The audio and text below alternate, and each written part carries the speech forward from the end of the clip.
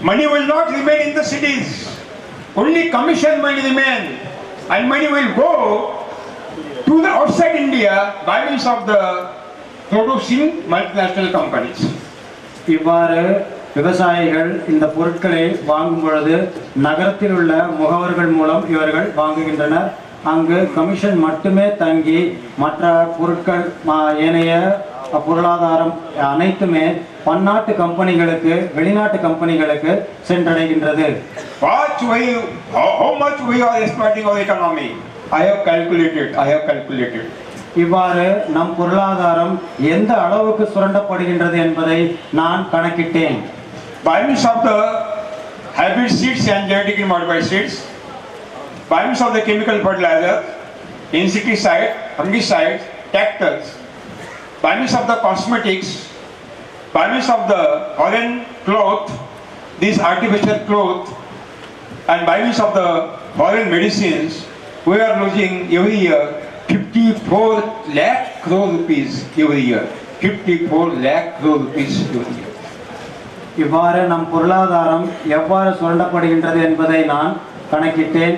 விவசாயி அல்லது பொதுமக்களானவர்கள் வீரிய ஒட்டுரக விதைகள், மரபணு மாற்றப்பட்ட விதைகள், டிராக்டர், ரசாயன உரம் போன்ற உரங்கள், அழகு சாதனங்கள், வெளிநாட்டிலிருந்து இறக்குமதி செய்யப்பட்ட உடைகள், மருந்துகள் போன்றவற்றை வாங்கும் பொழுது நம் பொருளாதாரத்திலிருந்து 54 லட்சம் கோடி அளவிலான பணமானது வெளிநாடுகளில் உள்ள பன்னாட்டு கம்பெனிகளை சென்றடைகின்றது என்று நான் கணக்கிட்டேன். Because money is going outside India every year. Money is going outside India. ஏனென்றால் வருடா வருடம் இத்தகைய பணமானது வெளிநாடுகளுக்கு சென்றடைகின்றது. Even when you purchase any input of chemical organic farming, the organic farming input are purchased by you in the market, money will go outside India also. இவ்வாறாக ரசாயன வேளாண்மை மட்டுமல்லாமல் அங்கக வேளாண்மைக்கு நீங்கள் உபயோகப்படுத்தக்கூடிய மண்புழு உரங்களை நீங்கள் வாங்கும் பொழுதும் உங்கள் பணமானது நகரங்களை சென்றடைகின்றது. Inputs of the organic farming is 4 times costly than the inputs of the chemical farming. அங்கக வேளாண்மைக்கு உபயோகப்படுத்துகின்ற இடுபொருட்களானது ரசாயன வேளாண்மைக்கு உபயோகப்படுத்தக்கூடிய இடுபொருட்களை விட 4 மடங்கு விலை அதிகமானது. That means by means of the chemical and organic farming, money is going from the villages. Money is going from the villages. இதன் மூலம் ரசாயன வேளாண்மை மற்றும் அங்கக வேளாண்மைக்கு நீங்கள் வாங்கக்கூடிய இடுபொருட்கள் மூலம் கிராமத்திலிருந்து நகரத்திற்கு உங்களுடைய பணம் சென்றடைகின்றது. 54 lakh rupees every year. This is the great erosion of the Indian economy. Great financial erosion of the Indian economy. 54 லட்சம் கோடி அளவிலான பணம் நம்முடைய பொருளாதாரத்திலிருந்து வருடா வருடம் சுரண்டப்பட்டு கொண்டே இருக்கின்றது. We can stop this exploitation. We can stop this exploitation if the government of India will accept zero-based natural farming as a technology. இந்த சுரண்டலை நாம் நிச்சயமாக தவிர்க்க முடியும். நம்முடைய அரசாங்கமானது ஜீரோ பட்ஜெட் இயற்கை வேளாண்மை என்ற இந்த தொழில்நுட்பத்தை எடுத்துக்கொண்டால் இந்த சுரண்டலை நாம் தடுத்து நிறுத்த முடியும். We will stop on the border of India these 54 lakh rupees which are going outside India, and it will distributed in 6 lakh villages in India. Every village will get 9 crore rupees for the development. What a miracle development will be happened. இந்த சுரண்டலை நாம் தடுத்தோம் என்றால், இந்த 54 லட்சம் கோடியை தடுத்தோம் என்றால், நம் நாட்டில் உள்ள 6 லட்சம் கிராமங்களுக்கு 9 கோடி ரூபாயை நாம் தர முடியும். No single rupee can be demanded to the government. It is not necessary to take the provision in the Indian budget. No, nothing. Only you have to stop the erosion and you have to distribute in 6 lakh villages. இந்த 6 லட்சம் இந்திய கிராமங்களை நாம் முன்னேற்ற வேண்டும் என்றால் 1 ரூபாயை கூட நாம் இந்திய அரசாங்கத்திடமிருந்து வாங்க வேண்டிய அவசியமே கிடையாது. இந்த 54 லட்சம் கோடியை இந்த சுரண்டலை தடுத்துவிட்டால் நாம் இந்திய அரசாங்கத்திடமிருந்து பணத்தை வாங்க வேண்டிய அவசியமே இருக்காது. It is possible only zero-based natural farming. It is possible only in zero-based natural farming. இது ஜீரோ பட்ஜெட் இயற்கை வேளாண்மையினால் மட்டுமே முடியும். Because we are not going to purchase the tractor because in sugarcane and horticulture there is no cultivation at all. ஏனென்றால் நாம் டிராக்டரை வாங்க வேண்டிய அவசியமே இருக்காது. கரும்பு விவசாயத்திற்கோ அல்லது பழமரங்களை விவசாயம் செய்வதற்கோ நாம் உழ வேண்டிய அவசியமே கிடையாது. டிராக்டர் அவசியமே இல்லை. No chemical fertilizer and organic fertilizer. ரசாயன உரமோ அல்லது மண்புழு உரமோ தேவையே இல்லை. No insecticide, fungicides. பூச்சிக்கொல்லிகளோ பூசணக்கொல்லிகளோ அவசியமே கிடையாது. No GM seed and hybrid seeds. வீரிய ஒட்டுரக விதைகளோ மரபணு மாற்றப்பட்ட விதைகளோ அவசியமே இருக்காது. No cosmetics. அழகு சாதனங்கள் அவசியமே இல்லை. No this artificial cloth, polyester, no, not at all. Only cotton cloth. இறக்குமதி செய்யப்பட்ட பாலியஸ்டர் துணிக்கு அவசியமே கிடையாது. பருத்தி ஆடைகளே போதுமானது. No cosmetics at all. அழகு சாதனங்கள் தேவையே இல்லை. No medicine, because we are creating resistance power in the plant body and human body also. மருந்துகள் நமக்கு தேவையே கிடையாது. ஏனென்றால் மனிதனுக்கு நோய் எதிர்ப்பு சக்தி வந்துவிடும், பயிர்களுக்கும் நோய் எதிர்ப்பு சக்தி தானாகவே வந்துவிடும். That means when we will adopt zero budget natural farming as a policy and natural way of life back to nature, we can achieve this target. We can stop. We will stop the erosion of our Indian economy, and we will distribute the 54 lakh rupees in 6 lakh villages. Every village will get 8-9 crore rupees every year. What a great change will happen in the village economy. நாம் ஒரு கொள்கையாக இந்த தொழில்நுட்பத்தை zero budget இயற்கை வேளாண்மையை எடுத்துக்கொண்டோம் என்றால், ஒரு வாழ்க்கை முறையாகவே எடுத்துக்கொண்டோம் என்றால் 54 லட்சம் கோடி அளவிலான பணம் நம் நாட்டை விட்டு போகவே போகாது. இவ்வாறு போகாவிட்டால் 6 லட்சம் கிராமங்களுக்கு 9 கோடி ரூபாய் அளவிலான பணத்தை நம் இந்திய அரசாங்கத்திடமிருந்து பெறாமல் நாம் கொடுக்க முடியும், முன்னேற்றத்தை ஏற்படுத்த முடியும். இவ்வாறு செய்தோம் என்றால் நம் நாடு பொருளாதார ரீதியாக மிக முன்னேறிய நாடாக மாறிவிடும். And it is not a dream, it is reality. I am not a politician to show any dream. It is not a dream, it is a reality. இது கனவு கிடையாது, இது உண்மையாகும். நான் அரசியல்வாதி அல்ல உங்களிடம் கனவுகளை விற்பதற்கு. இது உண்மையாகும். And this is the real revolution. This is the real revolution because it will change the total scenario of Indian society and agriculture and also the politics also. இது ஒரு உண்மையான புரட்சியாகும். இந்த புரட்சியை நாம் ஏற்படுத்தினால் அரசியல் ரீதியாகவும் மாற்றங்களை ஏற்படுத்தலாம், பொருளாதார ரீதியாகவும் மாற்றங்களை ஏற்படுத்தலாம், வேளாண்மையிலும் நாம் மாற்றங்களை ஏற்படுத்தியே தீரலாம். We can't change the society. We can't create the revolution by means of the weapon and ballot paper. No, not at all. நாம் சமுதாயத்தை மாற்ற முடியாது, புரட்சியையும் ஏற்படுத்த முடியாது. எப்படி என்றால் வாக்குச்சாவடிகள் போய் வாக்கு சீட்டின் மூலமாகவோ அல்லது ஆயுதத்தின் மூலமாகவோ நாம் எந்த ஒரு புரட்சியையும் ஏற்படுத்தவே முடியாது. Only the revolution can start if we will accept zero budget natural farming and natural lifestyle. புரட்சியை ஏற்படுத்த வேண்டும் என்றால் இந்த ஜீரோ பட்ஜெட் இயற்கை வேளாண்மை தொழில்நுட்பத்தை நாம் ஏற்றுக்கொள்ள வேண்டும். இயற்கையான முறையில் நம் வாழ்க்கை முறையை அமைத்துக் கொள்ள வேண்டும். So it is very essential to stop the Western luxurious lifestyle. மேற்கத்திய நாகரிகம் மற்றும் மேற்கத்திய வாழ்க்கை முறையை நாம் அறவே விட்டுவிட வேண்டும். But is responsible for the destruction of the natural resources. நம்முடைய இயற்கை வளங்களை மிக முக்கியமாக அழிப்பதற்கு முக்கியமான காரணம் மேற்கத்திய நாகரிகமும் மேற்கத்திய வாழ்க்கை முறையே ஆகும். You can do everything. You can do for that purpose. What we can do? What is the program we will discuss thoroughly in this 4 days. இந்த வரக்கூடிய 4 நாட்களில் நாம் இதை பற்றி தீவிரமாக ஆலோசனை செய்யலாம். This is the subject is very vast. Zero budget natural farming subject is very vast. There are my 7-day workshops, 8 days workshop, 10 days workshop. 5,000 farmers, 6,000 farmers are participating. Since 8:30 morning to 8:30 evening, the days are finished. The subject is not finished. Zero budget இயற்கை வேளாண்மை தொழில் பட்டறையானது, இந்த தொழில்நுட்பமானது கடல் போன்றது. இதை நாம் ஒரு நாளில் நாம் கற்றுக்கொள்ளவே முடியாது.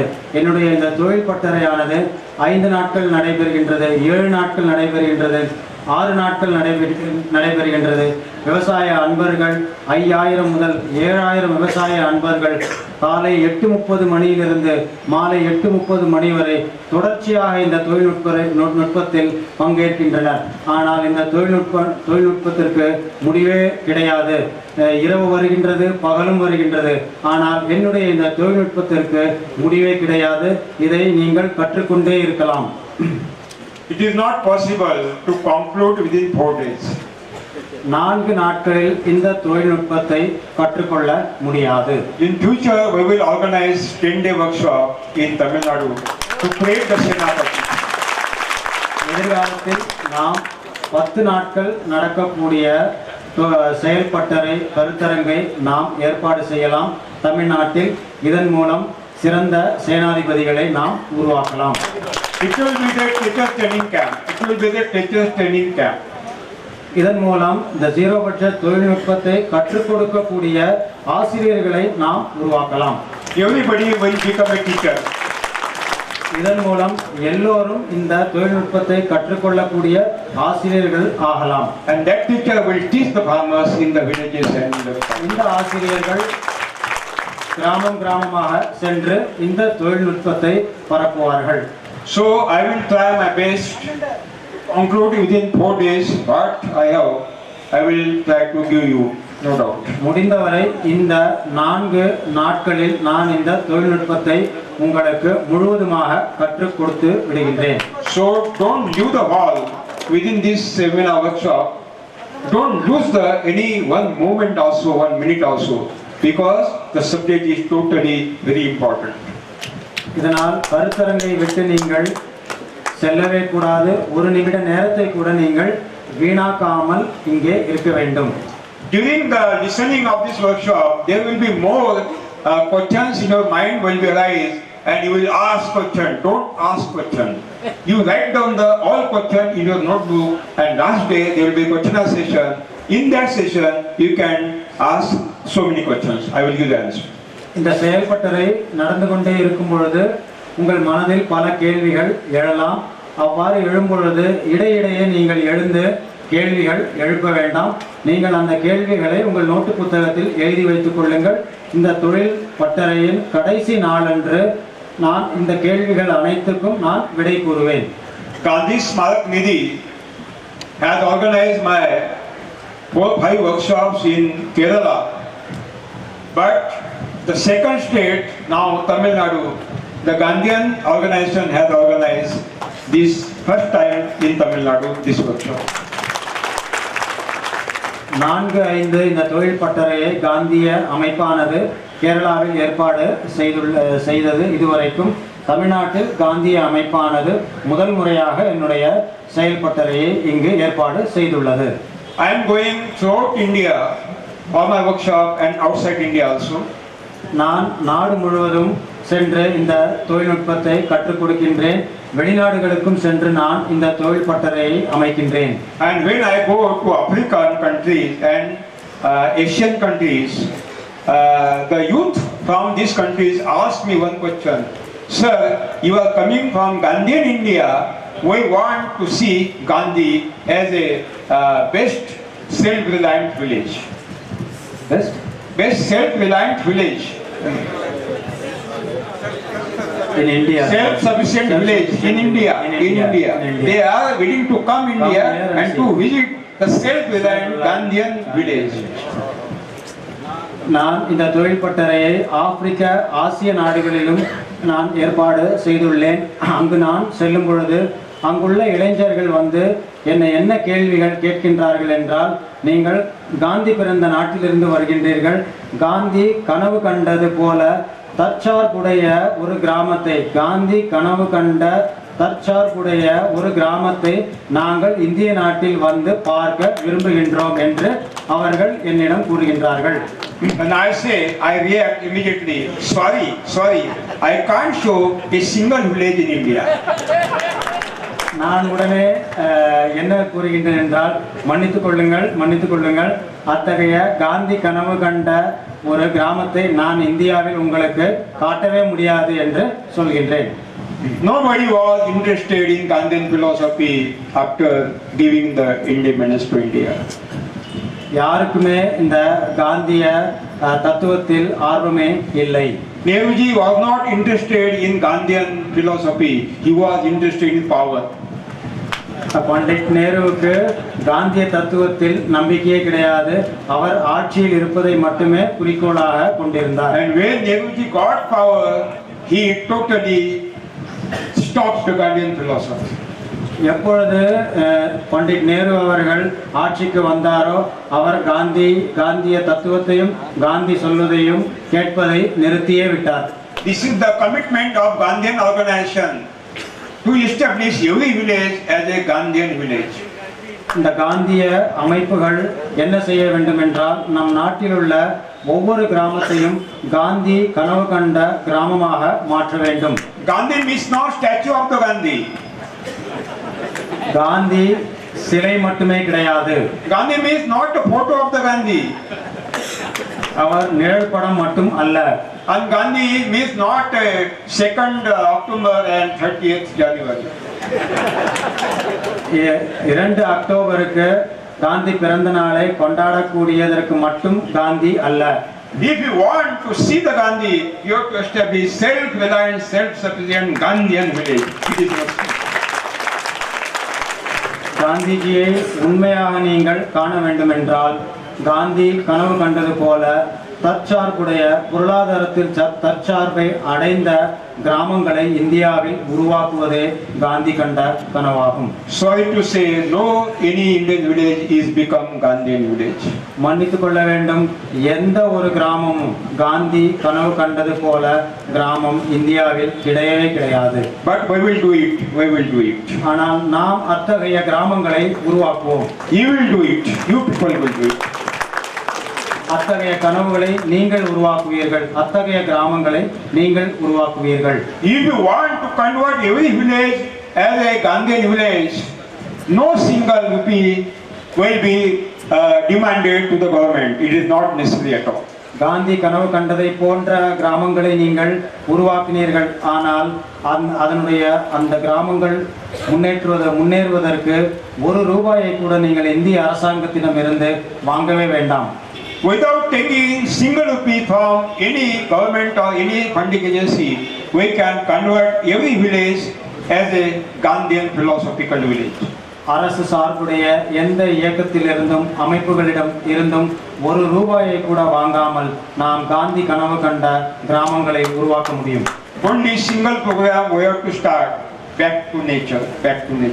ஒரே ஒரு விஷயத்தை நீங்கள் கடைபிடிக்க வேண்டும். அது இயற்கை வழியில் நீங்கள் வாழ வேண்டும். Thank you very much. Thank you very much.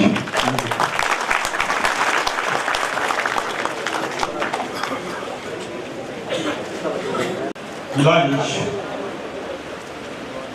We have seen how the chemical farming and organic farming a pre-planned conspiracy to exploit the economy and natural resources. நண்பர்களே, உணவு இடைவேளைக்கு முன்னர் நாம் என்ன பார்த்தோம் என்றால், அங்கக வேளாண்மையும் ரசாயன வேளாண்மையும் எப்படி திட்டமிட்டு செய்யப்பட்ட ஒரு மோசடியாகும், நமது இயற்கை வளத்தையும் நமது பொருளாதாரத்தையும் சுரண்டுவதற்காக எவ்வாறு திட்டமிட்டு புகுத்தப்பட்டது என்பதை நாம் பார்த்தோம். Before the Green Revolution was launched in India, there was traditional method of agriculture, that was ancient method in which the cow dung manure was utilized. Nowadays also we are utilizing cow dung manure. நம் நாட்டில் நெடுங்காலமாக புராதன மற்றும் பாரம்பரிய விவசாய தொழில்நுட்ப முறையானது கையாளப்பட்டு வந்தது. அந்த வேளாண்மையில் மாட்டு சாணத்தை நாம் உபயோகப்படுத்தினோம். அதே போல நாம் தற்பொழுதும் மாட்டு சாணத்தையே உபயோகப்படுத்தி வருகின்றோம். I have taken the trials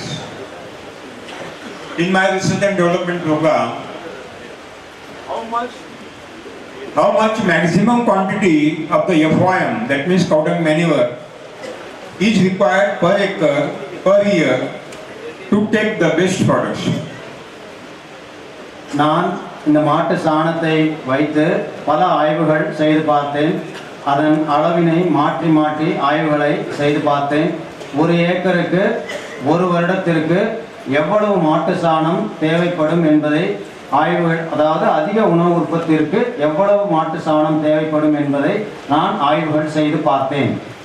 I have taken 60 cartloads FOM per acre in 1 acre plot.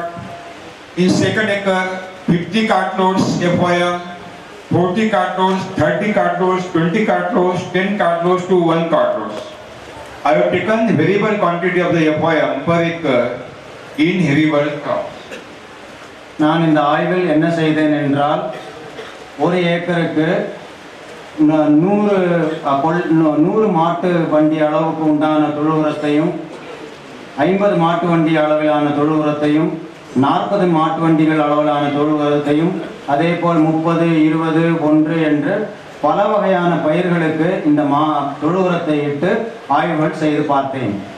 And after 3-year trials, I came on the conclusion that if you want to continue traditional Indian farming method, you want minimum 18 cartloads FOM per acre per year.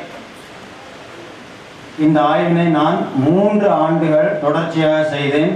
ஒரு ஏக்கருக்கு ஒரு வருடத்திற்கு இந்த ஆய்வுகளை தொடர்ச்சியாக செய்த பொழுது நான் இந்த நம்முடைய பாரம்பரிய வேளாண்மையில் 18 மாட்டு வண்டிகள் அளவிலான தொழு உரத்தை நாம் இட வேண்டும். நம் பாரம்பரிய வேளாண்மை செய்வதற்கு 18 வண்டிகள் அளவிற்கான தொழு உரத்தை இட்டு நாம் வேளாண்மை செய்ய முடியும் என்பதை கண்டுபிடித்தேன். And it is totally impossible to get available 18 cartload FOM per acre every year. It is totally impossible.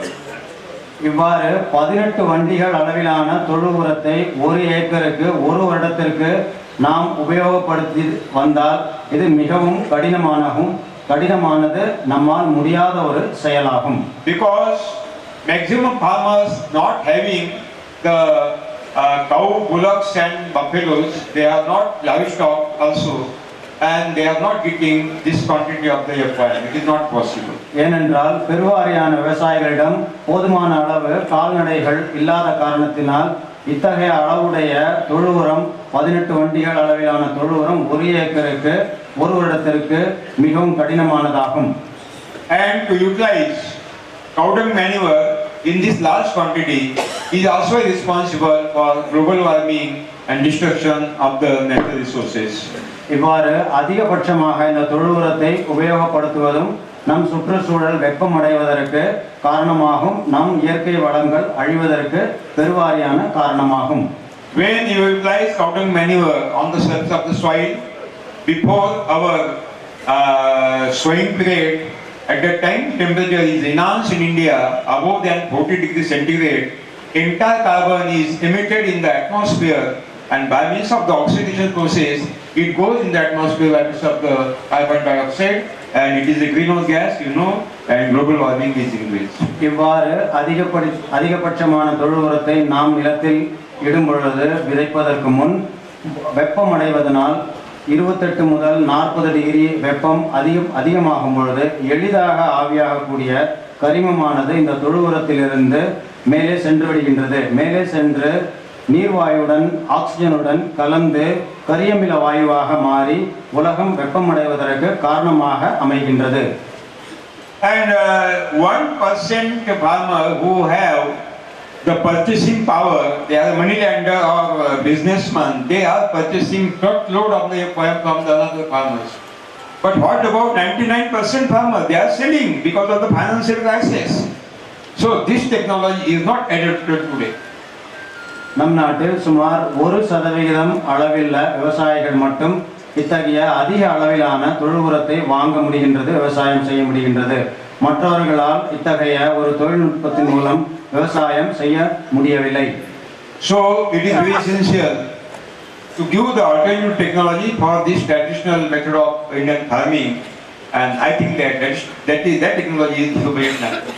அதனால் மிக முக்கியமானது என்னவென்றால் நம்முடைய பழமையான பாரம்பரிய வேளாண்மையை விட்டுவிட்டு அதற்கு மாற்றான ஒரு தொழில்நுட்பம் நமக்கு தேவைப்படுகின்றது. அதுவே இந்த ஜீரோ பட்ஜெட் இயற்கை ஆன்ம வேளாண்மை ஆகும். Before chemical farming was launched in India, nobody farmer in India was utilizing organic word because he was telling that I am a farmer, I am doing farming. Nobody was telling that I am doing organic farming. This organic word is imported from European countries. ரசாயன வேளாண்மை நம் நாட்டில் வருவதற்கு முன்பாக நம்முடைய விவசாயிகள் அனைவரும் நான் ஒரு விவசாயி என்று கூறி வந்தனர். எப்பொழுது ரசாயன வேளாண்மை உள்ளே வந்ததோ அப்பொழுது அங்கக வேளாண்மை அல்லது ஆர்கானிக் வேளாண்மை என்ற ஒரு வார்த்தை வந்தது. எல்லா விவசாயிகளும் நான் அங்கக வேளாண்மை செய்கின்றேன் என்று கூறி வந்தனர்.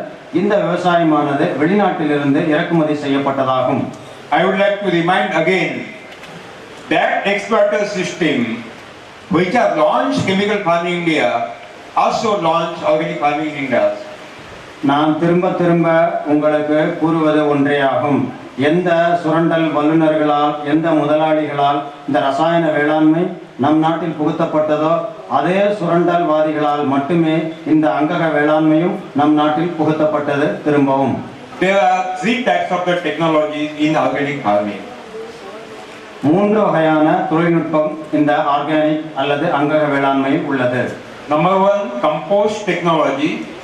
Second one, vermicompost technology. And third one, biodynamic, that means the cow horn manure. ஒன்று கம்போஸ்ட் தொழில்நுட்பமாகும் அல்லது மக்கு உரம் தொழில்நுட்பமாகும். இன்னொரு மண்புழு உரம் தொழில்நுட்பமாகும்.